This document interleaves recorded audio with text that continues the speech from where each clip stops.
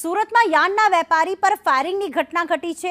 ગોળાદરા વિસ્તારમાં દિન દહાડે ફાયરિંગ કરવામાં આવ્યું। પાછળથી આવેલા બાઇક સવારે પીઠ પર ગોળી મારી સંજય પડશાળા નામના વેપારી પર ફાયરિંગ કરવામાં આવ્યું છે। વેપારીને ગોળી વાગતા તેને હોસ્પિટલમાં ખસેડવામાં આવ્યો છે। તો પોલીસે ઘટના સ્થળે પહોંચી વધુ તપાસ હાથ ધરી છે। આખા ફિલ્મી દ્રશ્યો જોવા મળી રહ્યા છે। એક વેપારી જઈ રહ્યો છે, પાછળથી એક બાઇક સવાર તેને પીઠ પર ગોળી મારીને ફરાર થઈ જાય છે। આ વેપારી છે સંજય પડશાળા કે જેમને ગોળી વાગતા તેમને સારવાર અર્થે ખસેડવામાં આવ્યા।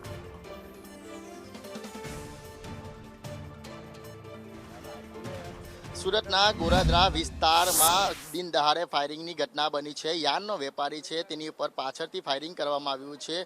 જે બાઇક પર જ્યાં યાનનો વેપારી જતો હતો તે દરમિયાન જે એક યુવકે પાછળથી આવીને ફાયરિંગ કર્યું હતું। ત્યારે જાડેજા સાહેબ આપણી સાથે છે, તેમની સાથે વાત કરીશું। સાહેબ, આખી ઘટના શું બની હતી, કઈ રીતે અત્યારે તપાસ કરવામાં આવી રહી છે? મીઠી ખાડી જે નારાયણનગર પાસે જે પાસ થઈ રહી છે એની બાજુમાં પેરેલા એક રસ્તો છે, ત્યાંથી સંજયભાઈ પડશાળા કરીને 40 વર્ષનો યુવક છે જે યોગી ચોક સરથાણાનો રહેવાસી છે અને યાનના વેપારી છે। એમનું અહીંયા નારાયણનગરમાં ગોડાઉન છે। આ એમનો રૂટીન દરરોજનો રસ્તો છે, એટલે અહીંથી પસાર થતા હતા દરમિયાન એમને એ ફટાકડા જેવો અવાજ આવ્યો, એટલે અહીંયા આવીને બેસી ગયા। જોયું તો એમની પાછળ પીઠમાં ઈજા થયેલી હતી। એટલે પછી એમને કીધું કે મને ગોળી વાગ્યું એવું લાગે છે। એમને અહીંથી દવાખાને લઈ ગયા છે અને દવાખાને જતાં ખબર પડેલી કે એમની પીઠમાં એક ગોળી વાગેલી છે અને હાલ એનું ઓપરેશન ચાલી રહ્યું છે। સાહેબ, કોઈ દુશ્મની અને સીસીટીવીમાં પણ જે કેમેરામાં ઘટના કેદ થઈ છે, શું દેખાઈ રહ્યું છે? એની પાછળ એક યુવક છે, એ મોટરસાઇકલ લઈને નીકળતો હોય એવું હાલ જણાઈ રહ્યું છે।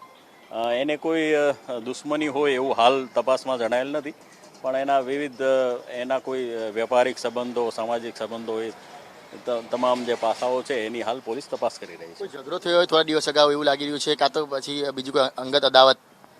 હાલ એવું કંઈ જણાયું નથી, કારણ કે પોતે જ અત્યારે અંડર ઓપરેશન છે। એ જ્યારે પોતે બહાર આવશે પછી એની વિશેષ પૂછપરછ કરીને બાકીનું વિગત છે એ મેળવી શકશે।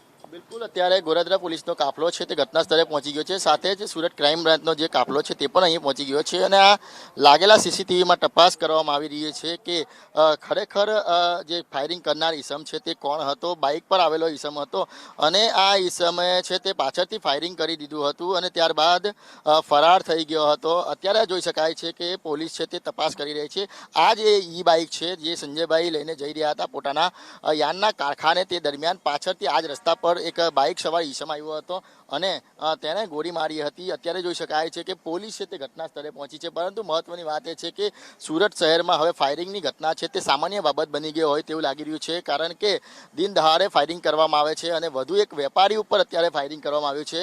તેને લઈને જે અનેક સવાલો ઉઠી રહ્યા છે, કારણ કે જે ગુનેગારો છે તે બેફામ બન્યા હોય તેવું લાગી રહ્યું છે અને અત્યારે આ જે ફાયરિંગ શા માટે કરવામાં આવ્યું તે પણ તપાસનો વિષય બની રહ્યો છે। મહત્વની વાત એ છે કે આ જે વેપારી છે, યાનનો વેપાર કરે છે, વર્ષોથી આ જ વિસ્તારમાં પોતાનું ગોડાઉન ધરાવે છે, ત્યારે અત્યારે જે ફાયરિંગની ઘટનાને લઈને ચકચાર મચી જવા પામી છે, ત્યારે હવે સુરત પોલીસ દોડતી થઈ છે અને સુરત પોલીસે ત્યાં લાગેલા સીસીટીવીના આધારે તપાસ હાથ ધરી છે કે ખરેખર આ યાનના વેપારીને ટાર્ગેટ બનાવવાનું શું કારણથી તેમના પર ફાયરિંગ કરવામાં આવ્યું છે। કેમેરા પર્સન અજીત પટેલ સાથે મનીષ પરમાર, સંદેશ ન્યૂઝ, સુરત।